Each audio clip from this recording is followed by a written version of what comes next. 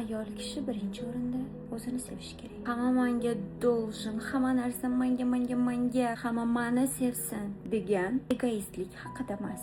Bu gap ichki holat haqida. Chunki ayollar ichki holatiga juda ham ko'p narsa bog'liq. Ayol kishi xuddi quyoshga o'xshaydi. Atrofdagi insonlar uni nuridan bahramand bo'lishadi. Yon atrofni yoritadi. Hamma bu narsadan bahramand bo'lishi uchun ayol ichidan to'lgan bo'lishi kerak. Ayol ayolligidan mazza qilishi kerak. Onaligidan emas, rafiqaligidan emas, qaynonaligidan emas, ayol bo'lganidan. Oynaga qaraganda o'z aksini, o'z tanasini, o'z ko'rinishini sevishi kerak. Va bu sevgi faqatgina 100% bo'lishi kerak. Chunki ayol kishi o'zini 20% ga sevsa, uni 20% ga sevadigan insonlarni hayotiga chaqiradi. 50% ga sevsa, 50% ga sevadigan insonlar keladi. Agar o'zini 100% ga sevsa, u boshqalardan uni 120, 150% ga sevishlarini talab qila oladi. Oilani baxtliligi, farzandlarni quvonchi, turmush o'rtog'i bilan munosabatlarni hammasiga sababchi ayolni o'zini sevishi bo'ladi. Chunki faqatgina o'zini sevgan ayol boshqalarga u sevgini ulasha oladi. Boshqalar esa bu sevgidan faqatgina bahramand bo'lishadi.